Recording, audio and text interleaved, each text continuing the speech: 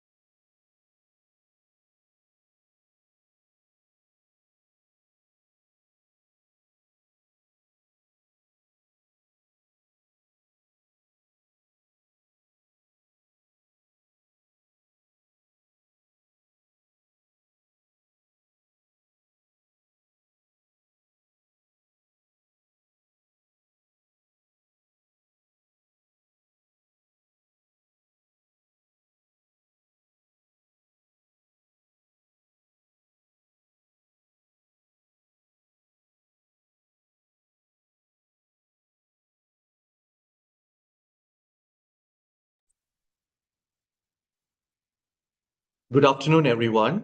Happy New Year and welcome to the very first AIBD webinar for this year, marking the start of many more exciting activities planned throughout the year. My name is Jason Emmanuel Maker. On behalf of the Asia Pacific Institute for Broadcasting Development, AIBD, and the Secretariat team, it is my pleasure to welcome all AIBD members, partners, and colleagues from the media and broadcasting community who have joined us today for this AIBD regional webinar on monetization strategies for OTT platforms. Thank you for joining us today from different parts of the region. Before we begin, may I kindly request everyone to keep your microphones muted throughout the session to ensure clear audio quality. If you have any questions during the presentations, please type them into the chat box. We will address them during the Q&A session at the end. The welcome address today is by Ms. Philomena Yanapragasam, Secretariat Director and CEO of AIBD. Due to an urgent commitment, Ms. Philomena is unable to join us this afternoon. However, she has conveyed a special message, and I'm pleased to deliver on her behalf and on behalf of the AIBD Secretariat. OTT platforms are rapidly reshaping how broadcasters engage audiences and generate revenue.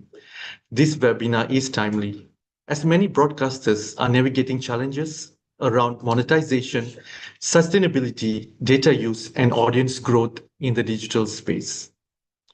Today's session aims to provide practical insights, regional perspectives, and real-world experiences that AIBD members can apply within their own organizations.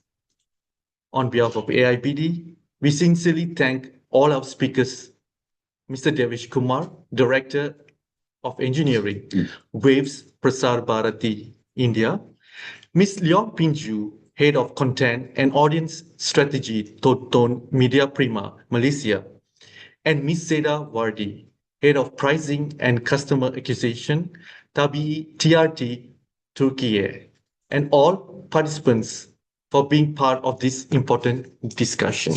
Thank you. Moving on, today's webinar will feature 3 expert speakers, followed by a Q&A session and a group photo. I will now briefly introduce each of our 3 speakers for today. The first speaker is Ms. Seda Wardi, Head of Pricing and Customer Acquisition, Tabii, TRT, Turkey.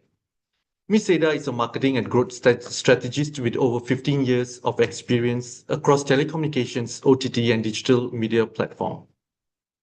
Her expertise spans subscription economics, hybrid monetization frameworks, campaign management, and data-driven decision making, offering a holistic perspective on sustainable OTT growth.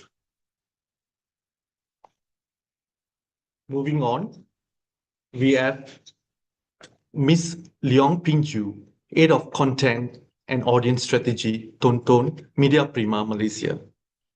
Ms. Pinju leads content vision and strategic investment planning to drive OTT growth and sustainable ROI across digital and broadcast platforms. With over 15 years of experience in the media industry, she has transitioned from traditional television into the digital ecosystem. She specializes in brand strategy, content curation, and audience engagement, and has led original content initiatives supported by data-driven monetization strategies. And our last speaker, Mr. Devesh Kumar, Director Engineering, Waves Prasar Bharati, India. Mr. Devesh Kumar, a senior officer of the Indian Broadcast Engineers Service, with over 2 decades of experience at India's public service broadcaster Prasar Bharati. His expertise includes e-governance, IT systems, media streaming, digital initiatives such as Waves, Prasar Bharati's OTT platform, and PB Shapt, contributing significantly to modernizing public broadcasting in India.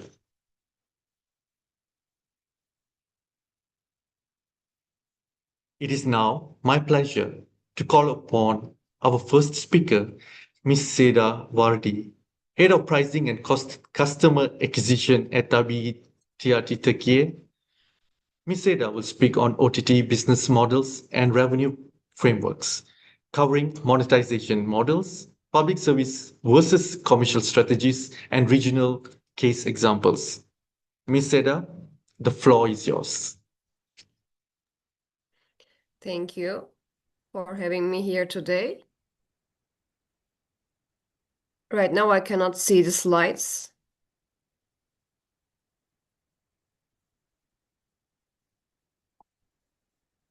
Thanks.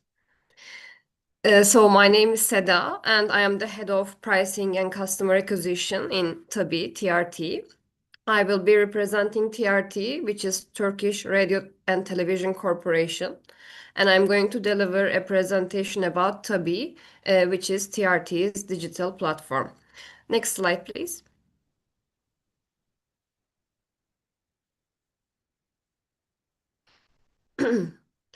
TRT, as you may all know, one of world's largest public broadcasters. We have over 18 channels and 17 radio stations worldwide.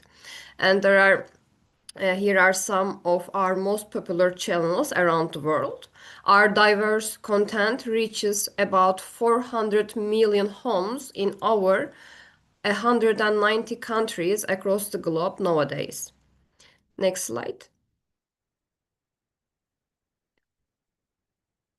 Tabii, being TRT's digital platform, is a global brand that streams niche, unique, and exclusive content from various genres. And our vision is to be the digital home for high quality, family friendly, and value based content that reflects the diversity of the world which we live in. Our next slide, please. Our history started in 2023 with our local launch. We started offering Tabii premium content for free in Turkey at that time. At the end of 2023, we started operating in 50 countries around the globe. It was a silent launch without any communication campaigns at that time, and we only started operating smoothly. In August 2023, TRT became the official broadcaster of UEFA Champions League, Europa League, and Conference League. At that time, we launched our first premium packages in Turkey. And in December 2024, we had our first 1 million subscribers after our launch for the original series called Gassal. It had a huge guerrilla marketing impact.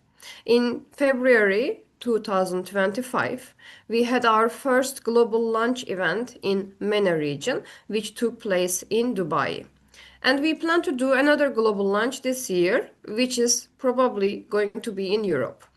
And by the end of 2026, we are going to have more than 75 originals with increasing hours of content. And next slide, please.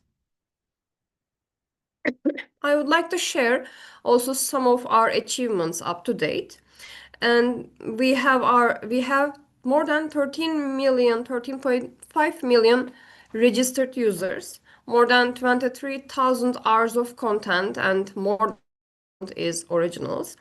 We have 56 originals today. We have around 18 million weekly visitors and total number of 22 millions of downloads. Next slide. We focus on 5 main regions other than Turkey, which are MENA, Europe, USA, LATAM, and APAC. Our top 3 priority regions that we want to expand our customer base in global are MENA, Europe, and USA, as we already have our potential strategic audience who are already familiar with TRT content.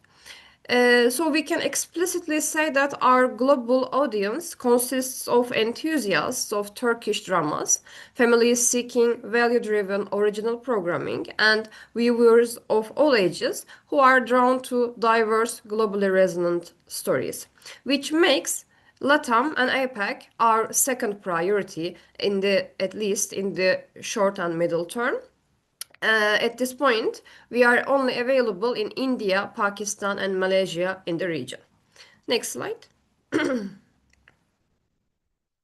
I would also like to talk about our revenue framework.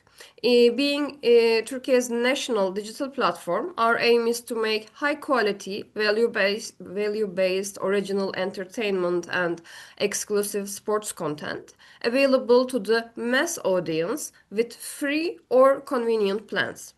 In global, our aim is to prioritize our niche and create a sustainable growth with scarce budgets. We are available in 5 languages, which are English, Arabic, Spanish, Urdu, and Turkish. We can say that in Turkey and in global, we have 3 major revenue sources, which are ad revenues, subscription revenues, and partnership revenues. In this presentation, I'm going to tell you in detail about subscription revenues and partnership revenues.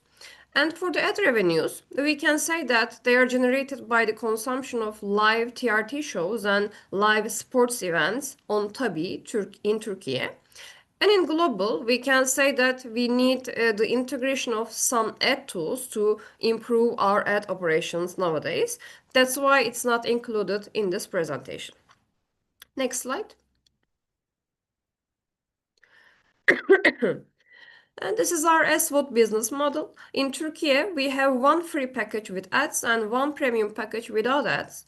Free package includes more than 21,000 hours of TRT content, but not the Tabi originals and exclusive sports events. Whereas premium package includes TRT content plus originals plus exclusive sports events such as Champions Leagues and so on. And multiple screens, content download, and offline watch features are available in this package. And it's only 99 Turkish liras, which is one of the lowest prices in the market. And in global, we have 4 major packages, which are basics with ads and premium without ads. We have monthly and annual options for both. And they are similar content-wise. What differs is the premium users don't see ads and can use multiple devices and have the ability to download content and watch offline. Next slide, please. This is our partnerships framework. Partnerships are important for us to reduce market entry barriers and reduce costs and enable rapid user acquisition. We have four major models here. First one is telco partnerships. Nowadays, as you may all know, OTT brands achieve their fastest growth through telecom partnerships. And here, bundling, promo code usage, and in-bill models are the tools that we prefer. And we have ongoing meetings with the leading operators in India and in Pakistan, as to speak for APAC region. And the second one is OTT partnerships. OTT partnerships are as effective as telco partnerships, and they provide a shared audience as an additional benefit. And again, we have ongoing communications with local OTTs in the countries where we are available. And the key success for the telco and OTT partnerships are the technical integration and the right campaign design. However, due to our legacy infrastructures, we experience some barriers nowadays for technical integrations. And the third one is the brand partnerships. We prefer partnerships mostly with retail brands, banks, and smart TV brands, payment campaigns with banks, and big screen integrations like smart TVs and Android TVs are the perfect ways to increase brand awareness and loyalty without the burden of technical integrations for us. And the fourth model is distribution. Our distribution operations include both tabii content rights sales and distribution of channels like TRT World and TRT Arabi to the international operators. TRT World channel is broadcast on 34 platforms in the APAC region already, and TRT Arabi channel is broadcast on 10 platforms. The inclusion of TRT World and TRT Arabi in the global media ecosystem is important for our country's image and our corporate visibility. The next slide, please. For future, besides expanding our existing revenue strategies, we may also consider government and NGO-backed cultural campaigns for value-based advertising. And we may focus on the diaspora campaigns for high-value customer acquisition. And we may also consider regional content partnerships like co-productions to localize better in our target audience in the future. Next slide. So here are the challenges that we see as being a public service broadcaster on the left-hand side and being a new entrant in the APAC region on the right-hand side. The first one is the financial sustainability. As a PSB, our resources are limited and don't allow us to aggressively grow while advertising budgets and cost of good quality productions are so high. And unfortunately, we also don't have flexibility in our pricing strategies. The second one is audience fragmentation and brand perception. And locally, PSBs are seen as traditional and old school by younger generations who prefer international global brands, and it is the same for Turkey. And globally, outside the markets that are already familiar with Turkish dramas, Turkish content, brand recognition is very limited and content adaptation requires high budgets. The next one is data usage. Having a risk-averse institutional culture is another limiting agent for us when we want to use customer data efficiently for in-depth segmentation. The next one is digital transformation capacity. As I mentioned before, we have legacy infrastructure, workflows, and slow internal decision-making processes, which prevents us from competing and somehow following upon serious partnership deals as well. The next one is brand positioning. As a new entrant in the APAC region, we observe that the region comprises highly diverse markets with each different regulatory environments, language preferences, infrastructure conditions, and competitive landscapes. So the region's vast linguistic and cultural diversity creates heavy localization needs. Subtitling and dubbing in multiple languages is required, and also there is the local content expectation. In addition to all of these, potential unfamiliarity with Turkish storytelling is in some countries and require high education budget and strategic positioning. The next one is competition. APEC is a very competitive and complex market with a lot of local and international players. And there are local players with deep cultural insights and established distribution partnerships. And we know that in some large markets, it is effectively inaccessible without a local partnership and full regulatory compliance. And the last one is the technical side. We see two major challenges here for us. First one is the payment infrastructure variability country-wise, requiring integrations with local gateways and e-wallets. And the other one is the piracy culture that results in lower willingness to pay for premium content in some countries, which decreases our appetite for the region. The next one is, please, the next slide. Before I finish my presentation, I would like to share some statistics that we are proud of. We have our YouTube channels in the region, subtitled and with dubbing options since 2019. Those channels mainly serve popular TRT shows and makes Turkish storytelling known globally in different cultures. Those YouTube channels have a total of 28 million subscribers so far. And these are the top 10 countries in the APAC region that we got the most number of views since 2019.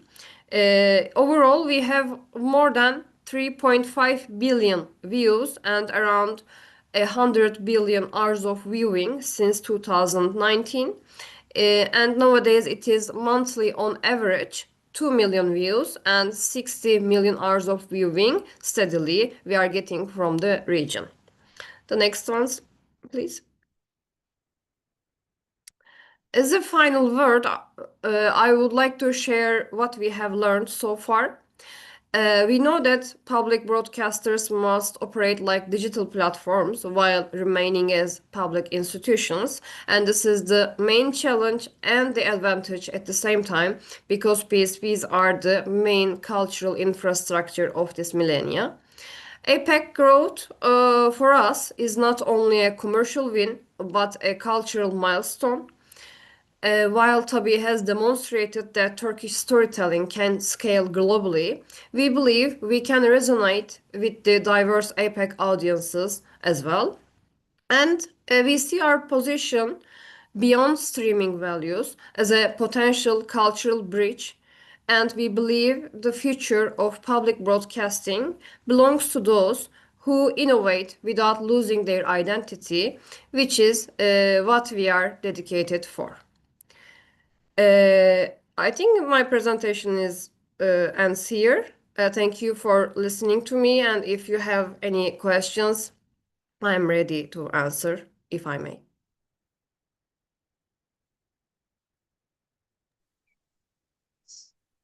Thank you very much, Ms. Seda, for those valuable insights and practical perspectives. We truly appreciate your contribution. And as mentioned earlier, kindly post your questions in the chat box if any, and Q&A will be held at the end of all the presentation. We will now move on to our second speaker.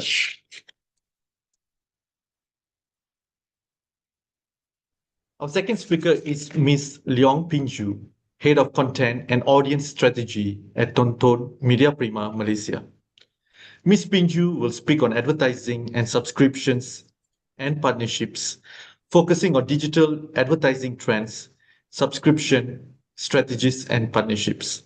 Ms. Pinju, over to you.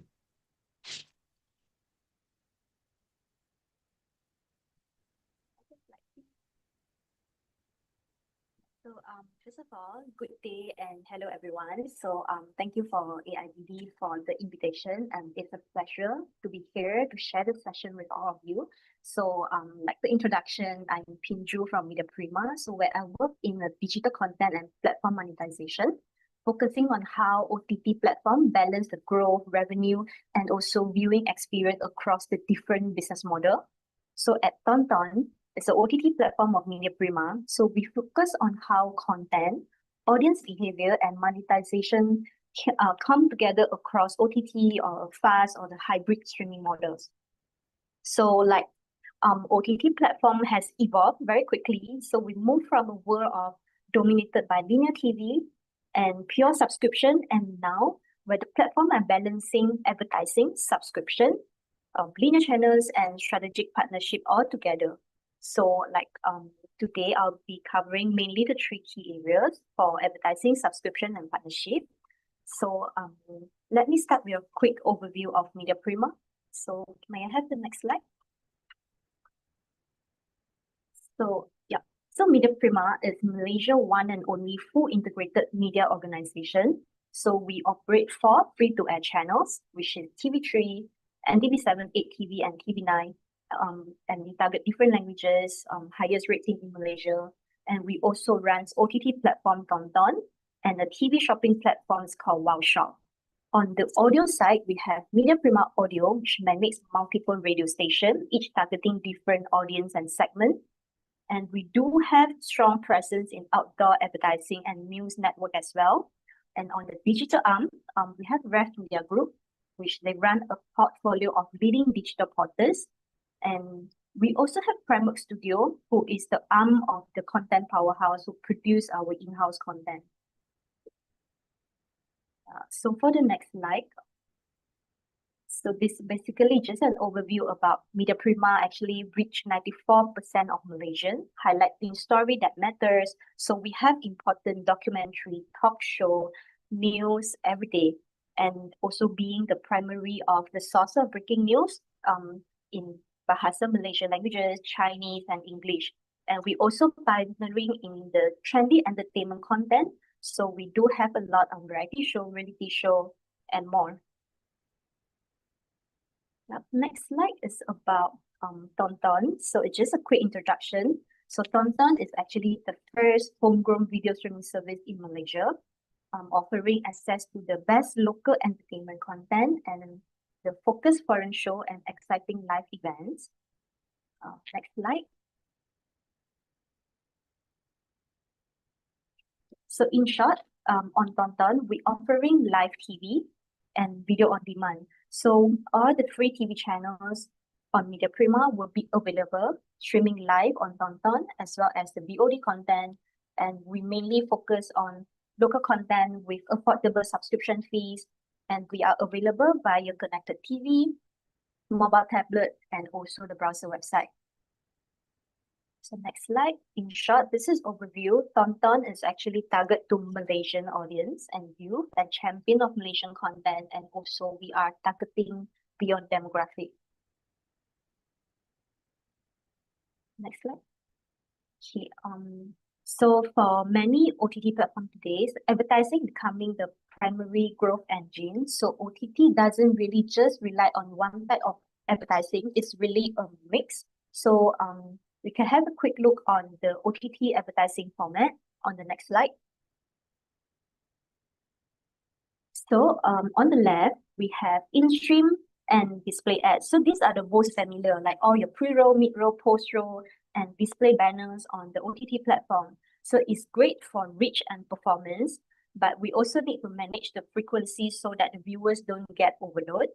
And in the pillar in the middle is actually sponsored content where the brand support the program itself. It's clearly labeled like that's less disruptive and also great for brand awareness and positioning. And at the right side are the brand integration. So this is where the brand becomes part of the story. So it's natural, seamless, and it has a strong recall and affinity. So the key balance here is like the left, the in-stream and display ad is actually take care of the volume and the scale of the advertising. And brand, and in the middle, sponsored content is basically brand association. And on the right, this is important because it's experience-driven storytelling. Yeah, so we can expand more in the next slide. So like how actually advertising beyond OTT, where we need the 360 brand expansion. So like today's, the advertiser want more just than digital ad spot. So they wanted like 360 integrated ecosystem that connect all the content platform and audience across multiple touch points to deliver the reach, the relevancy, and also the real world impact. So at Tonton, we actually enable through the broader Media Prima ecosystem because we cover all like different type of media platform. So a standard example is showing in this slide. So in the poster in the middle, that is our Tonton original movie. The title is called Irama Kita.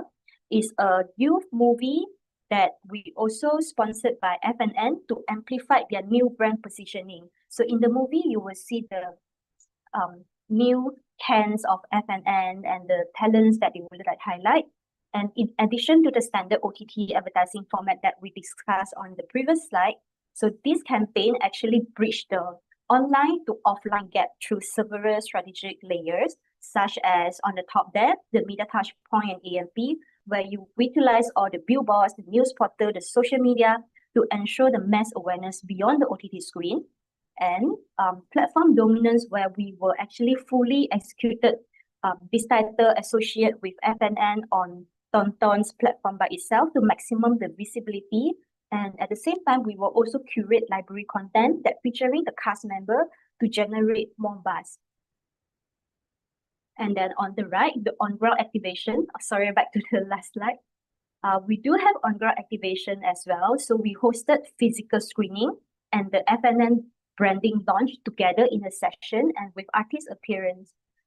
And in Media Prima, we actually have a series of on-ground events. It's called Carnival Jom Hebo, where we were organized in different countries in a year. Maybe we have 4 to 5 editions. So this is where artist appearance at Carnival Jom Hebo, and they also go through the nationwide movie tour. In addition of that, we do have branded merchandise as well. The campaign was further extended through branded merchandise such as T-shirt, like it extends the brand into the consumer interaction. So to summarize, digital advertising is actually shifting towards integration and experience-led engagement. So OTT platforms that combine the data-driven targeting with cross-platform activation are best positioned to capture the growth in the next phase of digital monetization. So yeah, we can move on to Fast Channel, which is a free ad-supported streaming TV. This model blends the linear TV experience with digital advertising on OTT. So we can take a look like actually what is Fast. So Fast is the business model. So Fast Channel is actually like it's just like a traditional TV with fixed schedule and continuously playback and eliminating the choice fatigue often found in VOD. So like you would just open and enjoy yourself without go through the process of choosing content to watch. And it has dynamic scheduling where content is organized into the time slot and ad breaks are not baked in. They are inserted dynamically in real time to ensure every slot is relevant to the current viewers. It's free access. Advertising fully funds the premium content. Viewers do not need to pay any subscription fee to watch a Fast Channel. And it also contributes to targeted advertising, which is deliver one-to-one ads based on the specific household interest. So this model is the key engine for audience expansion, particularly in price-sensitive markets, where free, high-quality content is the driver of the user acquisition. So we can take a look on how Fast is monetized on OTT in the next slide. So moving on, monetization Fast is about shifting the selling broadcast minute to selling digital moment in real time. So relevance, ROI, CPM, like this drive higher viewer engagement, zero wasted spend for brand, and also premium ad rates for the platform. And we use DAI, which is the dynamic ad insertion, to stitch ads into the stream in real time during scheduled breaks, ensuring the content remain seamless. The inventory is flexible, which is we sell programmatic at scale for efficiency and direct for brands for premium sponsorship. And one more important feature for fast channel is actually addressable TV. So this is the game changer. So one channel serves multiple audience. So different households, they can see different ads based on their preference and specific interests. So in short, fast channel deliver the triple win. So where viewer satisfaction, advertiser ROI, and platform growth will finally align. So for viewers, it's high relevant means like ads feel like recommendation and not so interrupt. And then for advertiser, the precision target delivers ROI with zero waste. And for platform, we can entitle like a higher CPM as we transition from selling mass volume to a high value intent. So yeah, we could move to the next one. It's a short comparison between live TV and fast channel. So like I mentioned just now, fast channel look like a linear TV, but enable digital targeting, optimization, and monetization. So for example, the ad distribution, linear channel will be from one to many, but for fast is one to one. For targeting, a linear channel is demographic based, but for fast channel is based on the intent. For measurement, linear TV would be estimated ratings against fast channel is real-time digital metrics. And lastly, about the ad insertion. So on linear TV, it's actually fixed into the broadcast signal. On fast channel, it's actually dynamic stitched into the stream. Next slide, we will be showcasing like one example on Tonton. We integrate with the fast experience and VOD together, creating a comprehensive free-to-view ecosystem.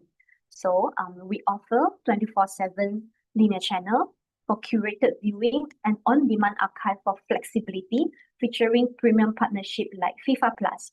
So on this FIFA Plus channel is actually archive, live content, also documentary that created by FIFA. So the ad inventory, we monetize via addressable TV and live ads in the in-stream fast channel, and VOD will serve the pre-roll, mid-roll, and post-roll to capture user at every touch point. So when we combine these two approaches, it will ensure us to capture the maximum possible audience, regardless of how they choose to watch. Either they want to watch via fast channel or the AVOD content.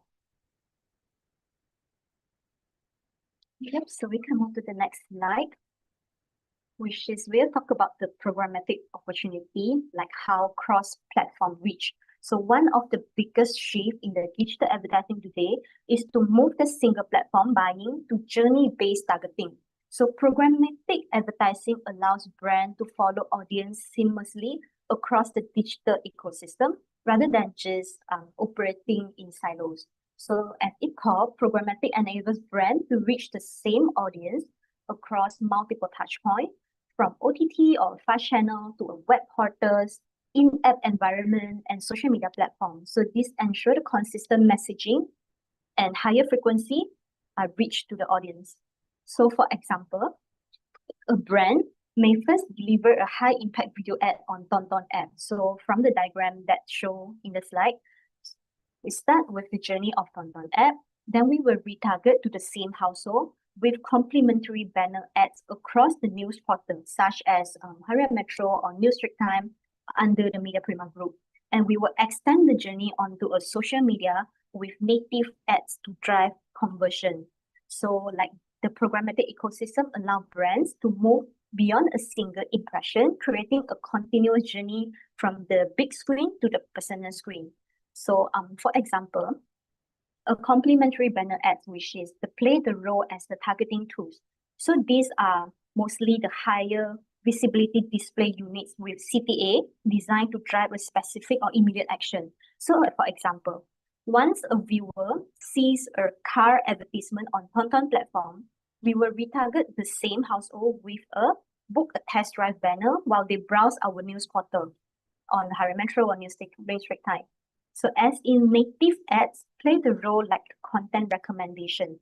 So this ad will blend into the platform organic flow.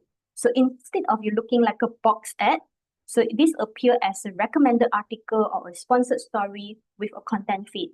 For example, if a user watch a cooking show on Tonton, so they later will see a recommended article about secret recipe in their newsfeed sponsored by a particular brand. So this is how we merge together. So to close it for this topic, programmatic transform reach into result, connecting screen, platform, and data to deliver more efficient, measurable, and outcome-driven campaign. So yeah, next topic, we can move to the subscription pricing strategies. So in short, here are the summary of the subscription pricing strategy. So first, we have the type pricing, which is the good, better, and best model. So we have basically a different segment plan. So from basic, standard, or a premium plan based on the video quality or the number of sharing screen. So number two is the regional pricing adjustment. So we will need to localize the price to the local market affordability. So also to have localized payment gateway, like how in Malaysia we integrate with our local e-wallets, which is Touch and Go, GrabPay, Shopee Pay, etc., and telco billing to reduce the payment frustration. And then number three is flexible trial.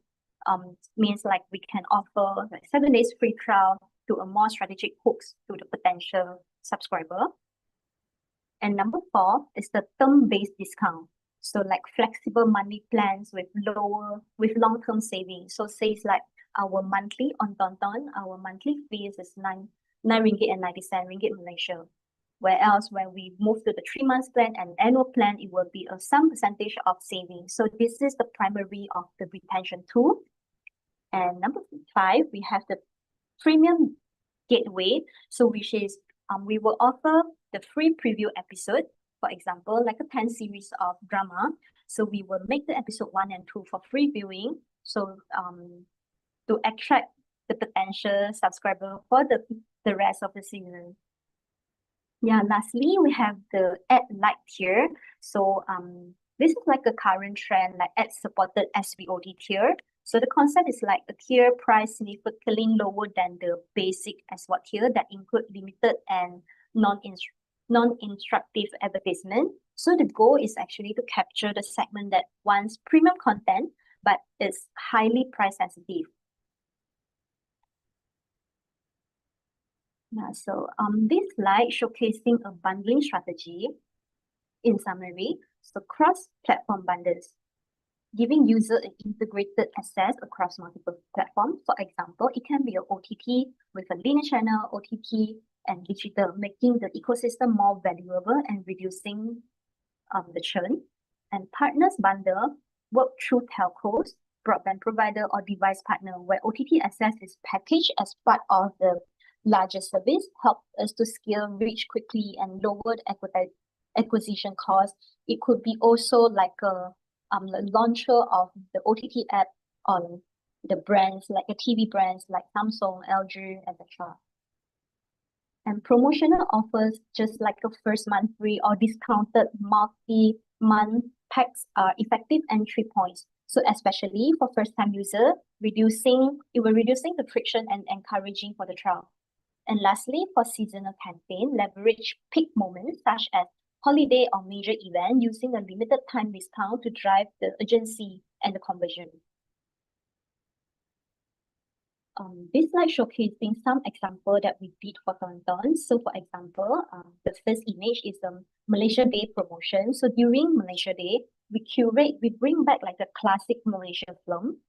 And we do a campaign. It's like instead of 9 ringgit and 90 cent per month, now you can subscribe to Tonton with 8 ringgit per month. And then we also highlighting the content in the dedicated railing on the Tonton homepage. And the second one is a Halloween special. It's actually a 3-month campaign that we make, highlighting all the horror channels and horror VOD content on Tonton. So instead of our normal 3 months, 24 ringgit, so this is a discounted rate of 20 ringgit Malaysia for 3 months.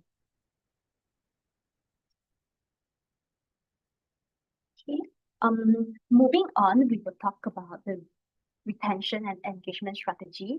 So for example, the loyalty perks is with exclusive and bonus content. So for example, early access on Tonton, we offer a 24-hour earlier for the top tier TV series. So to giving our subscriber a priority viewing before the general broadcast. So on our free-to-air channel, which is TV3, is the #1 Malay channel in the country. So they usually have a lot of fresh drama slot. So most of the top drama on TV3, we will plan it like a premiere 24 hours ahead on Tonton. And then for bonus episode, so this is like the exclusive special that cannot be seen on linear TV, or the making of behind the scenes content that can deepen the viewers' engagement. And another example is the spin-off. So we do provide the alternative ending and expand the storyline as well to catering to the most dedicated super fans. So for example, when TV3 is airing last episode in a particular day, and Tonton we will be airing a different type of ending. So it could be a happy ending on TV3, a sad ending on Tonton. Yep. So next would be how gamification and rewards works. So we move beyond passive viewing to active participation. So we aren't just a streaming platform, we are also an interactive ecosystem. So on Tonton, we do have this gamification where we give we make contests by watch hour, and you viewers can earn the reward and win something. So for example, you can see the image with a cat on the right. So this is our lately campaign that we work with Muse, which is a distributor of Japanese anime. So we curate like a dedicated page on Tonton. So we pull on the highlights anime that we want to highlight on the particular quarter. So let's say 10 title. So user will need to log into Tonton and watch it. So the chart down there is actually they compete among each other with the watch hour. So who watched the most longer watch hour, you were entitled to win the tickets to the Comic Fiesta, which is actually on ground Japanese anime. Okay, so like this strategy actually create like a sticky habit. So by rewarding a daily and weekly check-in, so we increase the brand affinity and significantly boost the long-term value per user. So we can see the entire platform performance watch hour on the particular months are actually spike. Next slide. Retention also includes community and social features, so such as commenting, sharing, or voting. So integrated tools that allow users to interact with the content and each other directly within the platform. Watch party, which is enable the synchronized viewing where friends and family can watch and chat together in real time, regardless of location. So for the next slide, these are some examples that we have been done on Tonton. So for example, the first image is about Anugerah Juara Lagu. It's our longest award, like a singing award competition on TV3. It's a strong brand. So when we have the new edition of Anugerah Juara Lagu, we actually run a campaign like, okay, to answer this 10 question on Tonton, and you were entitled a chance to win a Samsung Smart TV. And then in the middle is our drama, it's our Tonton original series. It's also kind of similar method. So you need to answer correctly the question churned out from the drama, and then you're also entitled to win a TV. And lastly, the image is 1 in a Million. It's actually our singing reality show. So this one a bit more in depth. We do like we open the voting system on a page on Tonton. So if you are a Tonton subscriber or a registered user, log on to Tonton, you will get extra votes for the singer that you choose.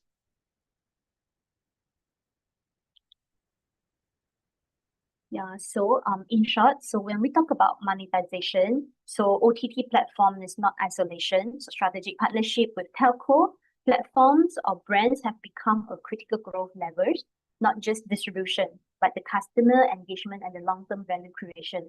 So by tapping into the existing ecosystem, so the data and trust customer touch point, This partnership allows OTT platform to scale faster and reduce the churn and create a win-win outcome beyond the traditional subscription or advertising. So like some of the slides, we were sharing more like a strategic partnership we have executed that are driving both growth and revenue. So for examples, this first slide is about the strategic partnership with telcos. So we do work with our local telco like Celcom BG and Maxis to have the direct career billing deal. So for example, during our Ramadan Raya period, so we offer like RM 1 ringgit deal with Celcom DG in 1 month. So we also have different approach like with Maxis, instead of 9.90, you can subscribe with 9 ringgit instead of 20 ringgit. And then for the 3 months with 24 ringgit. Next will be some example of the strategic partnership with brands. Next slide. Okay, so the first poster, Brew, is actually a Tonton original series. It's a coffee theme original content. So when we introduce a creative concept, which is Brew Cafe, then when we do the launching of the drama. So it wasn't just a launch event, it's like an immersive experience designed to engage media and the influencer in a more personal way. So this approach actually generated buzz and sparked a meaningful conversation among our target audience. So as part of the Brew strategy, we also introduced a fashionable collaboration where we collaborate with Peak KL, with a streetwear brand known for the capturing youth culture and creativity. So we released a limited edition Brew X Peak KL t-shirt sold exclusively during the events, like we merging fashion and coffee culture in a way that speaks directly to the younger audience. And there is another poster there. So it's called Me and You. It's another Tonton original, a romance story revolved around food. So to launch the new series, we moved beyond the screen to create a sensory experience. So like we partner with Box KL Restaurant to bring the drama culinary to life. So it's not just a branded menu, it's a curated culinary. So each dish in exclusive Me and You set is crafted to mirror specific character in the drama itself. So the goal, we want fans to do more than just watching the content. So we want them like taste the story. So this concept somehow like getting emotional connection with the IP that also a standard trailer simply cannot achieve. So engagement impact from here actually drive physical foot traffic, encourage Instagrammable social sharing, and turn the digital viewing habit into the lifestyle experience. So some more example, this is how we work with Samsung, for example. So when we have the on-ground event Carnival Jom Hebo, so lucky winner who subscribe Tonton can walk away the Samsung new TV. So this is how we so you need to subscribe Tonton to get one entry. So this we also offer like an instant PlayStation gaming zone with a minimum 1 month Tonton subscription to experience a Samsung TV. And then next we do have Tonton and CU. So we turning the visitor into a subscriber at Carnival Jom Hebo. So we offer like a free ice lemonade give out to the both visitor. So also CU voucher rewarded to the contest winner. So next slide. So this is partnership with the community activation. So for example, Tonton, we have this 24 hours horror channel. It's called Thrill, serving all the Asian horror movies. So we work with Huantu. It's actually an immersive experience haunted house to deliver high impact of horror experience. And then we do work with like a local haunted house as well to bring the real haunted experience to Carnival Jom Hebo. Okay, next slide. Okay, so this is another community activation that we work with anime related partner. So for example, we partner with the Warm Creative to bring the first ever Jujutsu Kaisen Night Run to Southeast Asia. So we remain a strong presence at the major fan convention like Comic Festa, where we host cosplay meetup for popular titles like SpyX family, where you can see from the banner there. So we call for SpyX family fans to join the Comic Fiesta ground event to engage together. So we also have Baskin Robbins brand to associate during the events. Yep. So in summary, for the sign off, advertising, subscription, and strategic partnership each play a critical role in driving OTT growth and the revenue. So the key finding is the right balance that fuels the business objective while keeping the viewer's experience at the heart of every decision. So by leveraging all three, platform can scale sustainability and create the lasting value for both audience and the partners. Yeah, it ends my presentation for the day. Thank you. Thank you, Ms. Pinju, for sharing your experiences and comprehensive strategic insights from the Malaysian market, especially from Tonton. Very creative ways that you have actually come up with all kind of strategies to attract subscribers. We now proceed to our third and final speaker, Mr. Devesh Kumar, Director Engineering of Waves Prasar Bharati, India. Mr. Devesh will speak on data, content monetization, and audience growth. Mr. Devesh, please proceed. Thank you. Distinguished colleagues from media industry, ladies and gentlemen, good morning, good afternoon, good time as per your time zone. I am really thankful to AIBD for giving me this opportunity to speak to all of you. So I'm, as I've already been introduced, I am Devesh Kumar and I am part of Prasar Bharati, which is India's public service broadcaster. So it has got one of the largest broadcast networks. It operates two largest broadcast networks, that is Doordarshan for television and All India Radio, that is Akashvani for radio. In Doordarshan, we have got around 35 live channels, and in radio space, we are operating more than 300 plus radio channels across the country.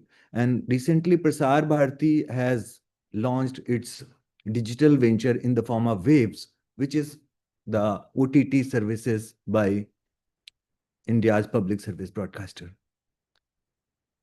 In my presentation, data, content monetization, and audience growth, I'll speak about how to use data and analytics to drive monetization.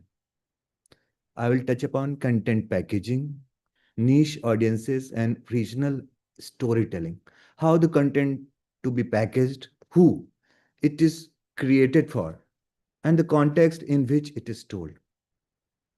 And in the last, artificial intelligence and emerging tools supporting revenue growth. So coming to the first one, data monetization. In media world, we always say that content is the king. But I would like to add upon, technology is the queen and data is the driver, especially in the era of media streaming. Now, coming to what is data? So data can be organizational data, business data. We can't think of revealing this data. It may have got your business secrets.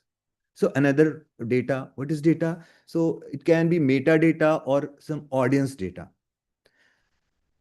Metadata is, you all know, it is a data associated with the content. And audience data, the data captured on digital platforms like OTTs, Netflix, Waves, Prime, all that. So it basically captured on the platform describing the demography, behavior, and interest of the audience.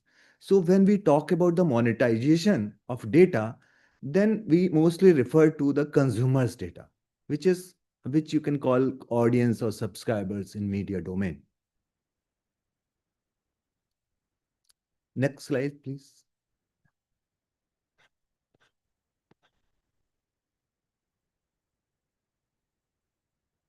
So coming to monetization strategies.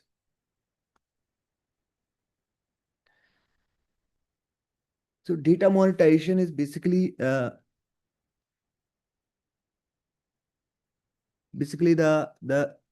process of generating revenue from the data assets, extracting value and insights of services from the data, and leveraging that for commercial purpose and competitive advantage, right? And media organizations have to have some strategies for monetization of this data.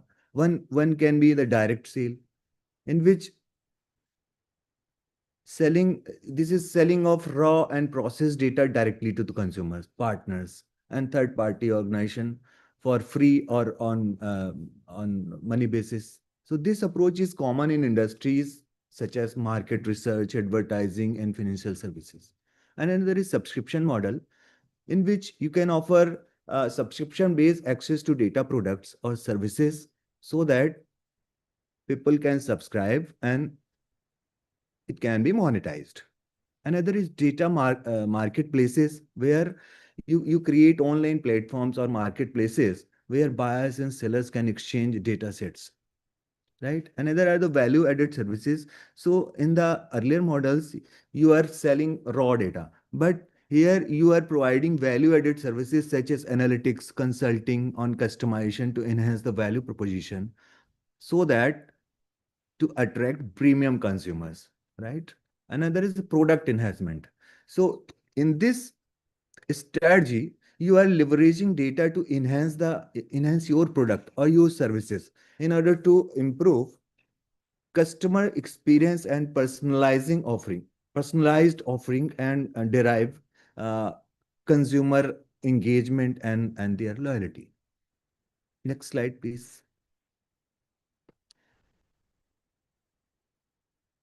So basically, data monetization relies on several key pillars in order to ensure its success and effectiveness. Firstly, maintaining data quality is paramount, as accurate, complete, and reliable data builds trust with customers and enhances the value of data assets. Secondly, adhering to data privacy and compliance regulators such as GDPR, CCPA, DPDPA, HIPAA. These are basically the regulations by in different zones. GDPA is basically it is for European Union residents, and CCPA for California Consumer Privacy Act. This is for US, and Digital Personal Data Protection Act. This is has been adopted in India in 2023 recently in order to protect uh, consumer rights and their privacies. Thirdly, robust data security measures must be in place to protect against unauthorized access, breaches, and cyber threats. And additionally, understanding customer need to and preferences is crucial for developing data products or services that deliver tangible value active and derive active adoption and retention of the consumers. Finally, selecting the appropriate monetization model based on the market dynamics, competition, and nature of data assets is essential for maximizing revenue generation and long-term sustainability in the monetization landscape. Next slide.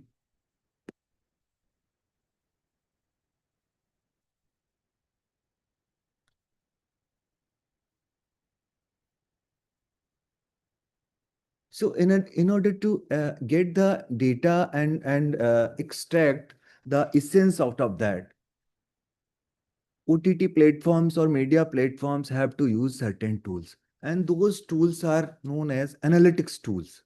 So there are stack of tools are available for different purposes. So I have given some name.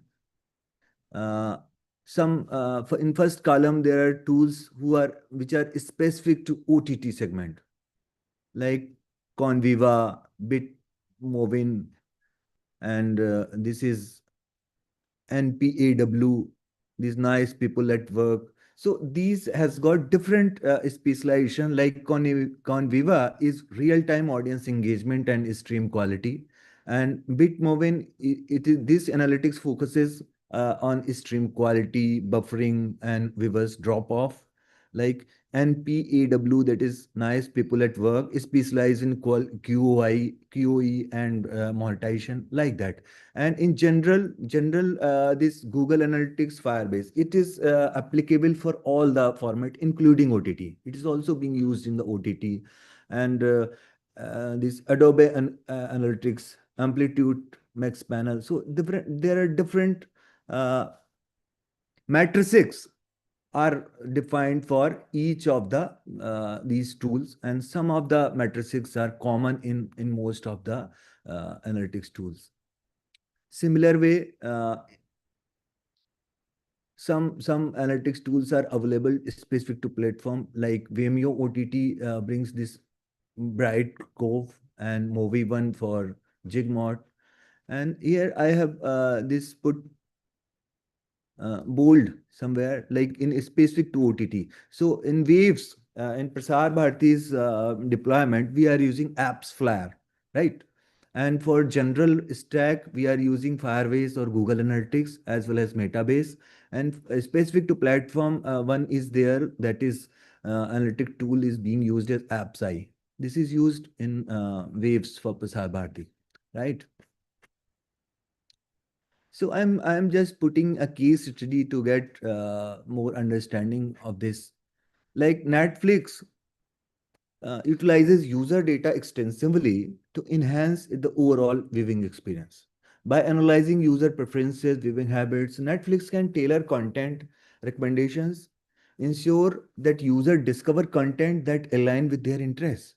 Additionally, data-driven insights are used to optimize streaming quality, providing users with a seamless and enjoyable streaming experience. In some report, I have read that more than 80% recommendations are algorithm driven in the Netflix platform. So basically, the strategy is to play a significant. This strategy plays a significant role maintaining its position as a leading platform and satisfying the diverse preference in the global audience. And Google revenue generation primarily relies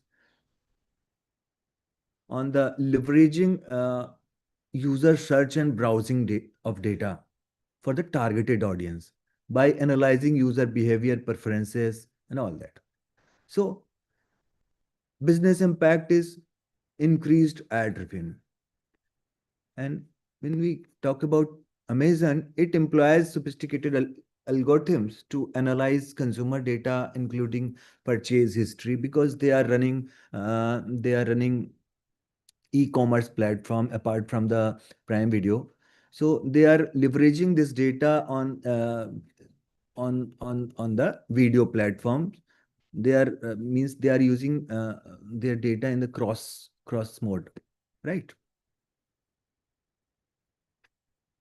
So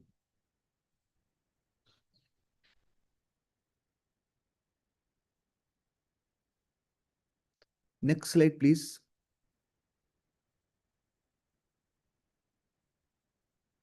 Mr. Devesh, sorry, there's a technical glitch. We are fetching your slide in a while.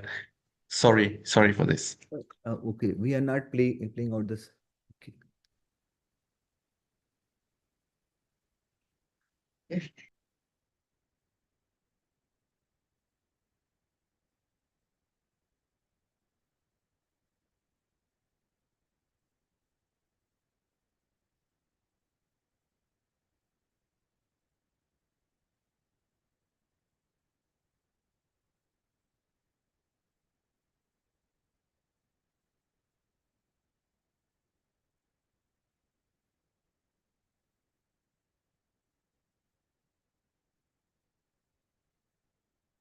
So, Mr. Jason, can we carry out without showing slides, or you are fixing it? We are fixing it. Just give us uh, about 30 seconds.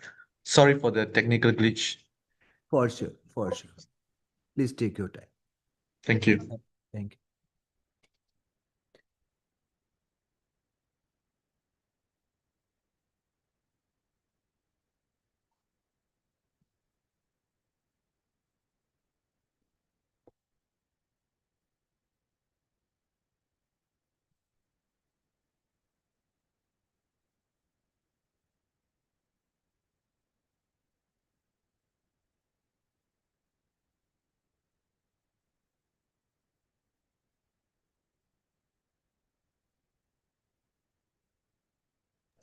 Mr. Devesh, over to you. Thank you. So can you move next slide for content Yes, monetization? please. Sure, sure.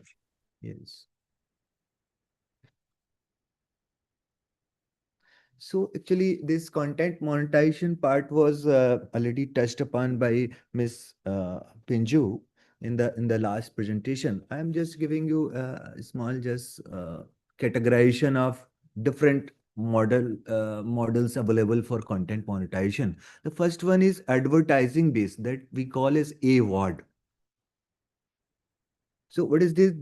Here we display ads on the websites or embedding video ads like pre-roll, mid-roll, and post-roll in the media stream, and we get revenue out of those ads. And the next one is subscription-based model, that is SVOD, subscription video on demand. So here we charge users as a recurring fee for exclusive, premium, or ad-free content, right? And another model is the transactional or pay-per-view model. That is called TVOD, transactional video on demand model. And it's one-time purchase for a specific content. Like you are giving access to certain content, certain movie for say for 1 day or 2 day for certain amount of money. Right. So these are the three distinct models are available. And another is the hybrid model, whereby combining different approaches. Like I'm telling about the waves in Prasar Bharati, we have deployed the hybrid model, and we are available for all the modes. Like we are AVOD, SVOD, and TVOD, right? And some monetization for content is built on the tools on platform like in YouTube. You get memberships, super thanks, merch self kind of thing. Similarly, in TikTok, you have got creator fund, live gifts, creativity programs. It's like that. So coming to the next slide. Now, in this phase, I'm touching upon the content packaging.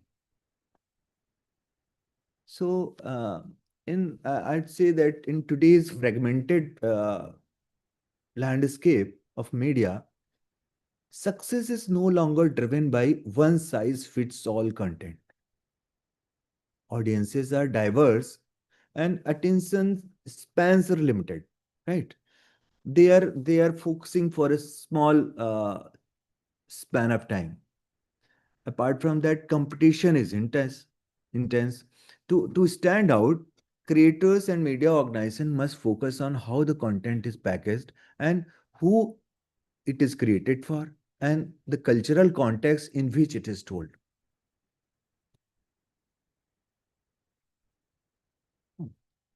So effective content packaging include format optimization like articles, short videos, podcasts, reels, explainers, newsletters, tailored to the platform behavior, right? Apart from that, we should, when we talk about content packaging, there has to be clear positioning, strong headlines, and good quality graphics or thumbnails, summaries, and rich metadata, so that it instantly communicate the value of the media asset, right? And apart from this, there has to be platform first design. I meant to say vertical videos for mobile, short form content for social media, and in-depth formats for own platform, right? Another is like series and franchises, packaging content into episodic format to build habits and loyalty. So good packaging does not dilute the substance, it amplifies and ensures that the stories are discoverable and shareable. Next slide.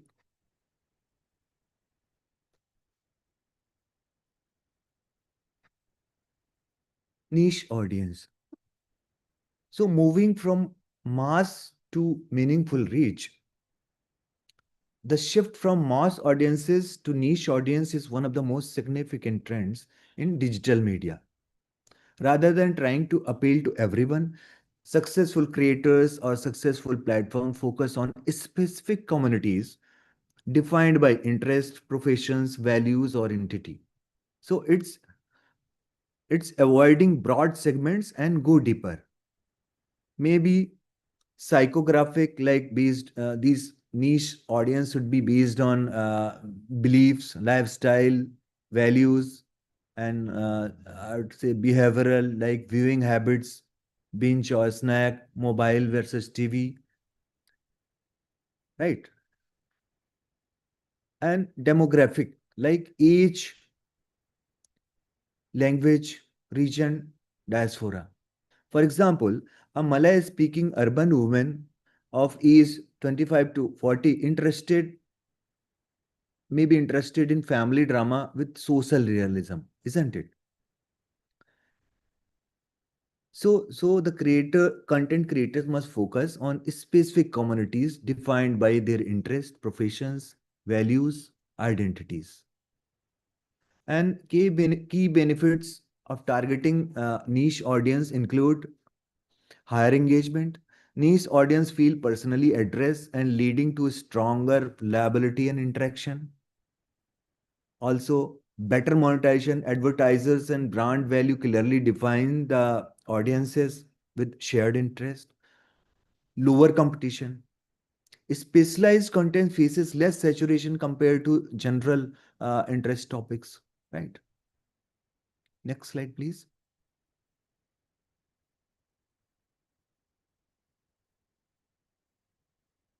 Now coming to regional storytelling. It's power of local context and culture. Regional storytelling focuses on stories rooted in local languages, cultures, traditions, and lived experiences. As internet access expands to smaller towns and rural areas, regional audiences are becoming major growth driver.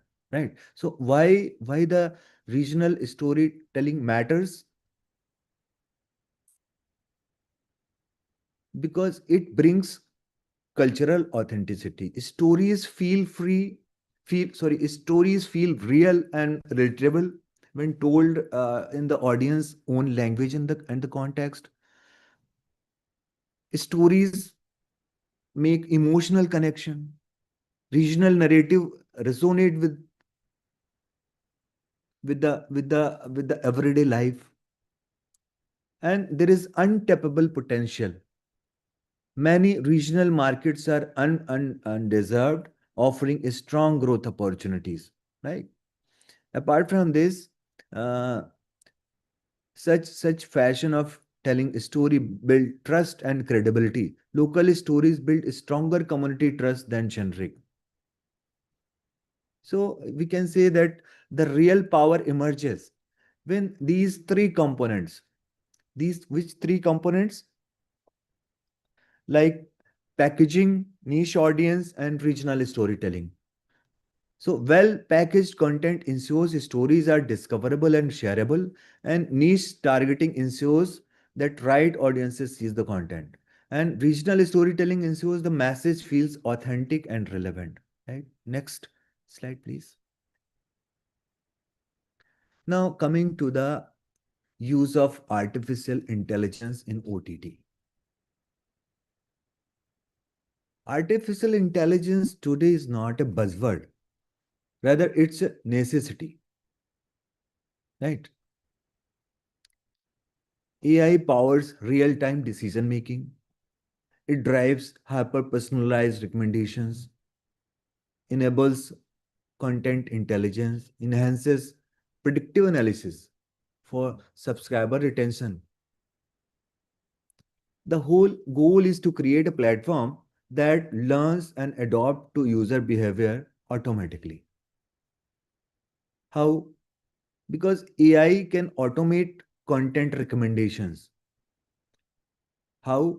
It analyzing user behavior, predicting viewers trends, and boosting the engagement.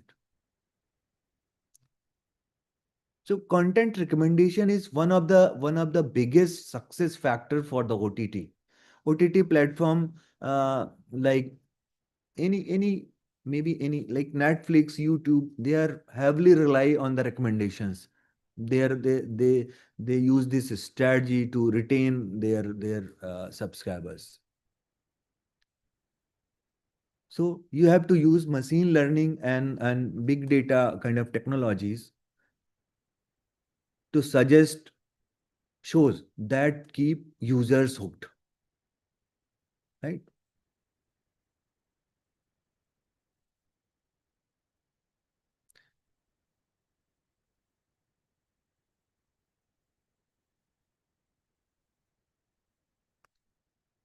So coming to the emerging trends, so one of the biggest challenge for any OTT provider is retaining the viewers. Now with hundreds of options, a single buffer, irrelevant recommendation or bad experience can cause a churn. Churn is basically to drop off from the platform. By identifying at-risk users early and delivering personalized, engaging content based on real-time data. So AI helps OTT platforms to personalize content, to improve user experience, predict churn, and increase viewer retention. So these are the trends. We have to use AI. These are the current trends. Next slide, please.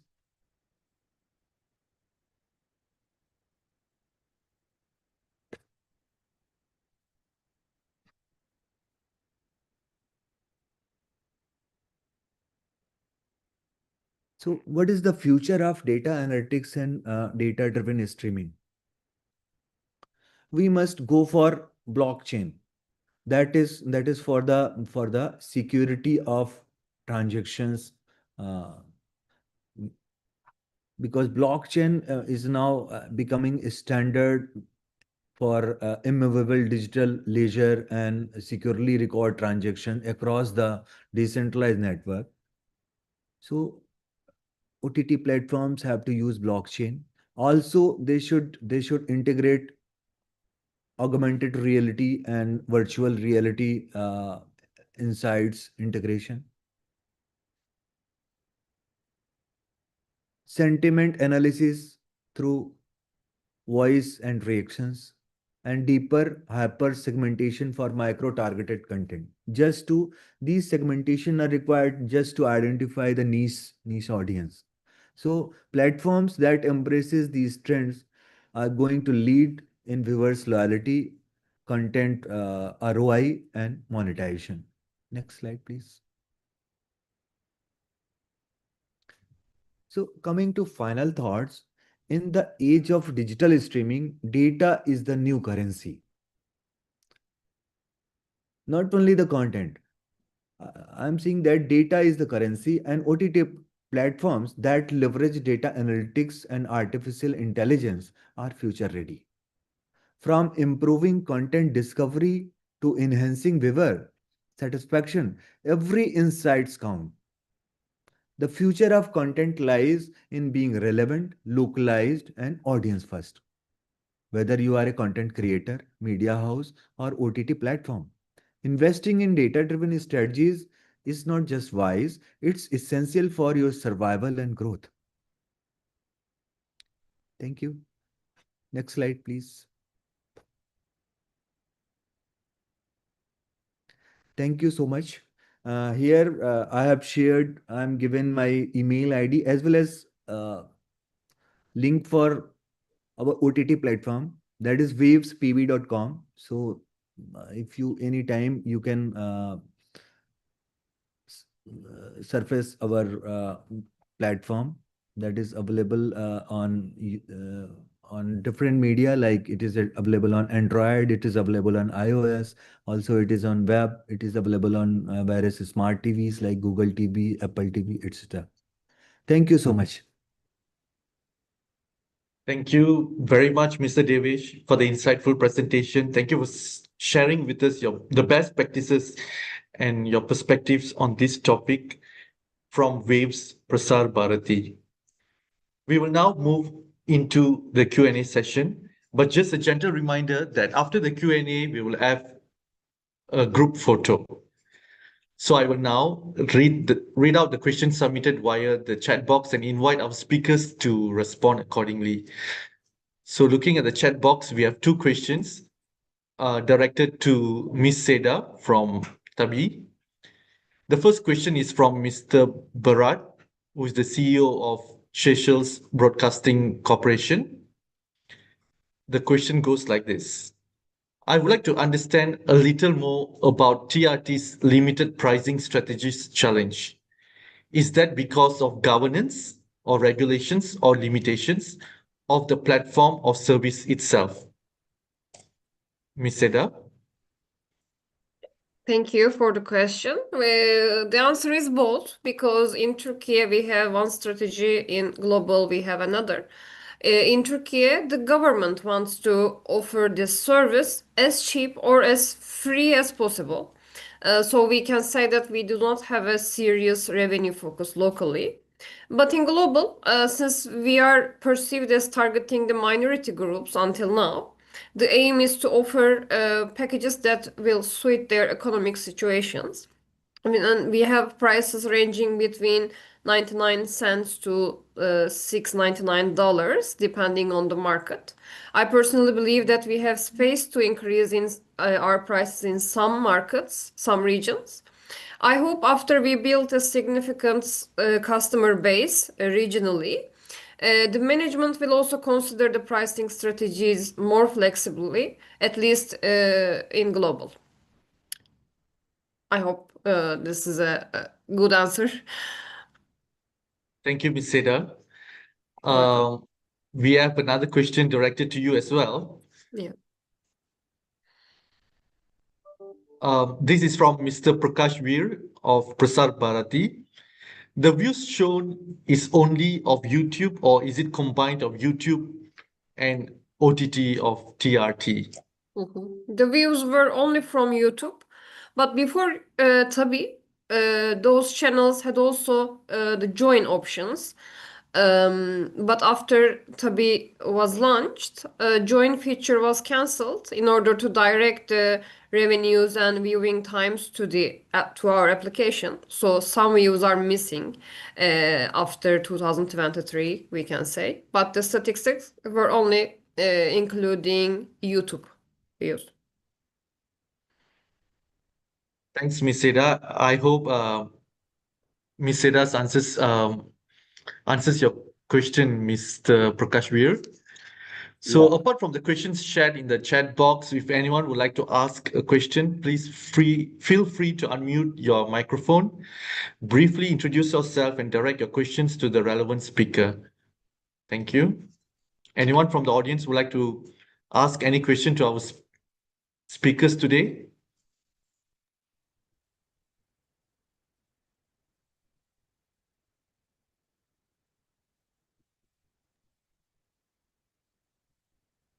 You can unmute your microphone and direct your questions to our three speakers.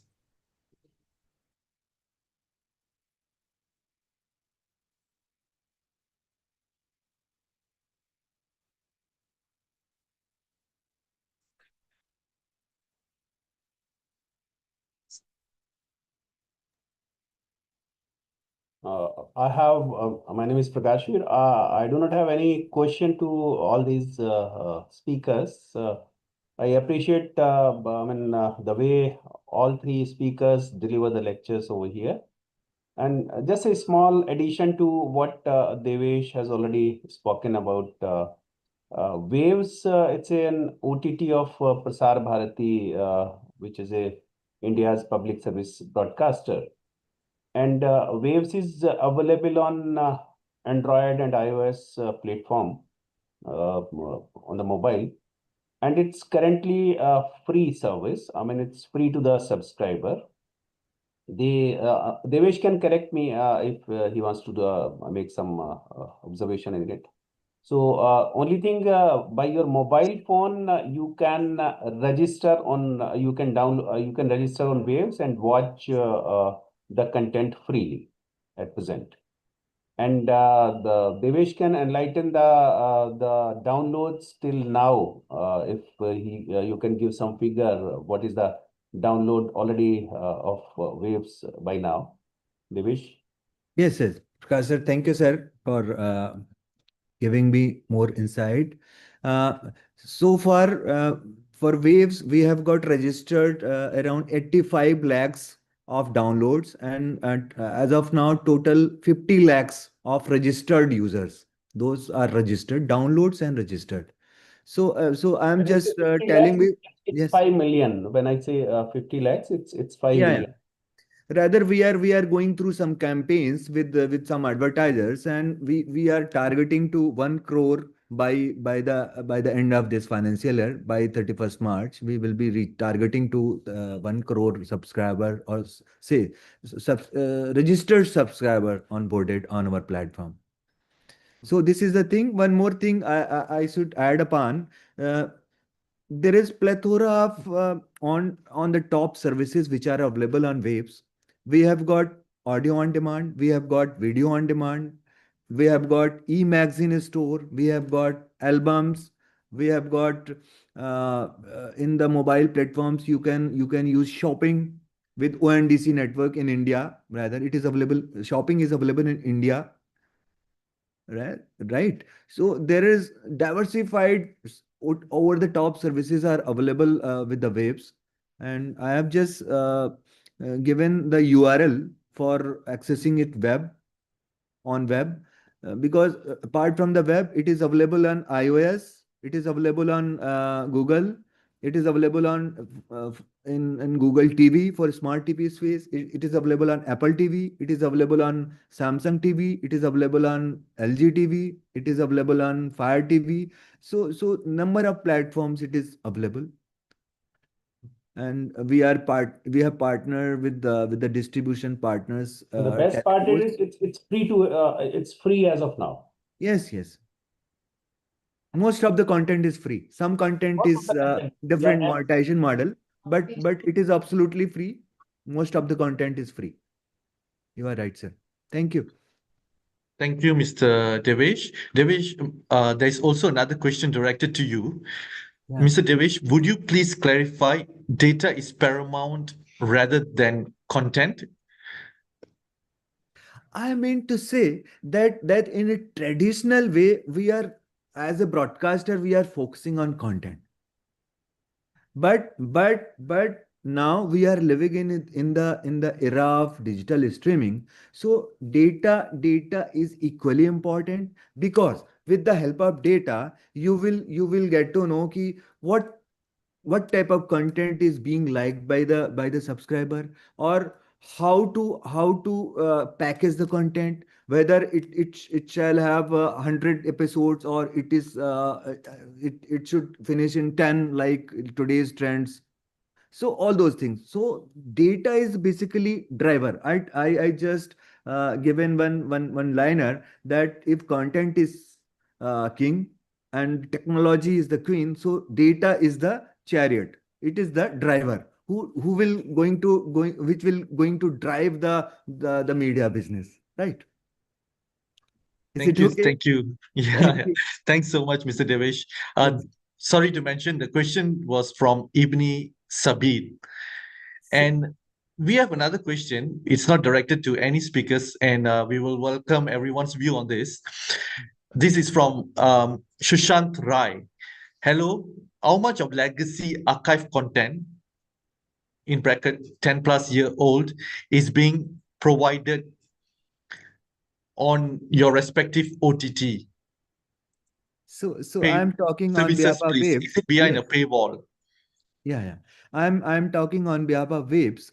So around 300 titles from Doordarshan archives and or Akashvani archives we have published on our OTT platform, and it is absolutely free. It is for free uses. It's our legacy content and for the use as a public service, right? And Thank you. we are in a process of curating more and more content from our archives, and yet to more is yet to come. Wow. Thanks, Mr. Devesh. Can we hear from Miss Seda and Miss Pinju? Yeah, sure. For Tonton, our non-scripted program, which is all the non-drama, non-movie, all the talk show, documentary, entertainment program, actually operate on the AVOD business model, while the scripted content, like movie, telemovies, drama, sits behind the paywall. So to balance the reach and monetization, we also open the drama series that are 5 years and older to AVOD, so allow us to extend the content lifespan. Thank you. Thank you, Miss Pinju. Miss Seda, would you like to share your view on this? Yes, of course. And I mentioned, I guess, in my presentation that we have in total of more than 23,000 hours of content, and 21,000 of it is on the AVOD site too, which is free, and it's mostly from TRT archives. But I don't know actually how much is like 10 plus years old. So I don't want to mention any specific numbers here. And we can say that around 2000, more than 2000 hours is on the SVOD site, which is paid in Turkey and globally. Thank you, Miss Seda. You're welcome. And we have another question. Is the OTT open for Africans who may wish to make purchases of the software online? So anyone would like to answer this?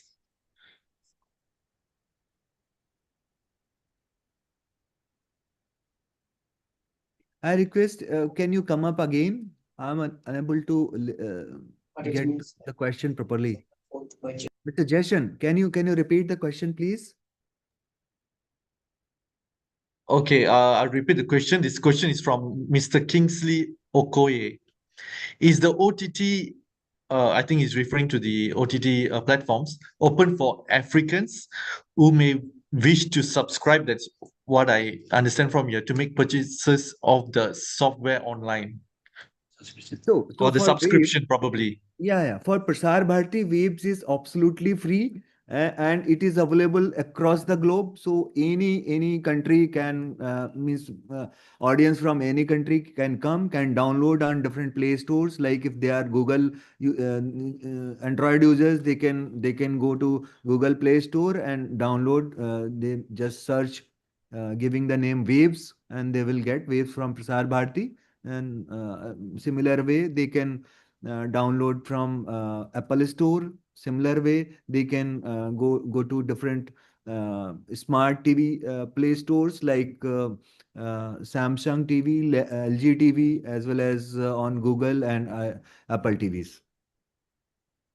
Thank you, And Mr. for Devesh. Thank you. How about Tonton and Tabi? Would that be available in other regions, and especially to the African region? I can answer that question. Right now, we are available in Egypt, if we are considering the region Africa. So they can buy online by using their credit card or from the stores. By the way, we are available everywhere, and it's 99 cents ad supported package, but only in Egypt so far. I hope we are going to expand our coverage also in the region of Africa soon. Thank you, Miss Seda. Miss Pinju, how about Tonton? For Tonton, we are currently available only in Malaysia, while we are actively exploring the opportunity for the expansion. Thank you, Miss Pinju. Is there any other questions? If not, we can proceed with the group photo.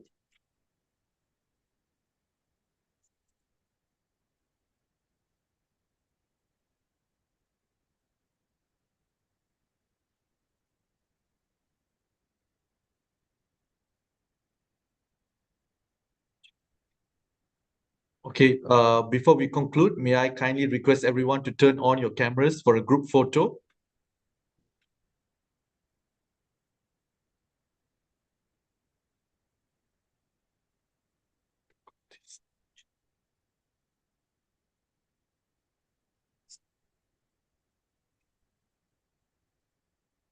Okay,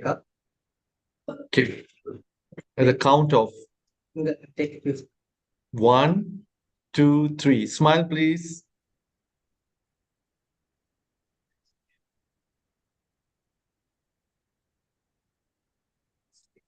Okay, another one. 1, 2, 3.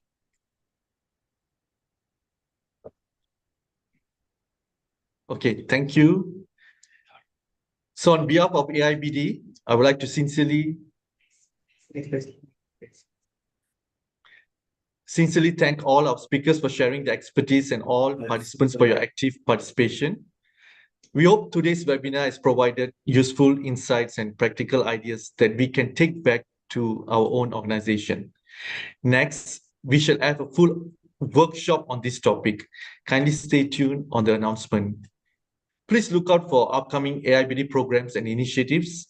Announcements will be shared across our social media platforms, Facebook, Instagram, LinkedIn, and X, and we encourage you to follow us for regular updates. We are also pleased to announce our next webinar, Leadership in the Digital Era, scheduled for 29 January 2026. Kindly register accordingly. We look forward to your participation. Thank you once again. Stay safe and have a great day ahead. Thank you to all our speakers. Thank you to all participants. Thank you for all your interactive engagements in this webinar. Thank you, AIBD, to See you, arrange. everyone. Thank you for your cooperation. Thank you so much for your support. Thank you, everybody, for giving me the scope. Thank you, Ibni. Good to see you. Thank you. Thank you so much. This session was really insightful. There was a problem with my video, so I wasn't able to turn it on. But yeah, it was a really good session. Thank you so much. Thank you, Jazad. You can actually view it from our YouTube. Yeah. Hopefully that helps. The whole Yeah. recording is available in our YouTube. Yes. Thank you so much. TV AIBD. Yes, thank you. Right, thank you. Bye. Thank you, Win.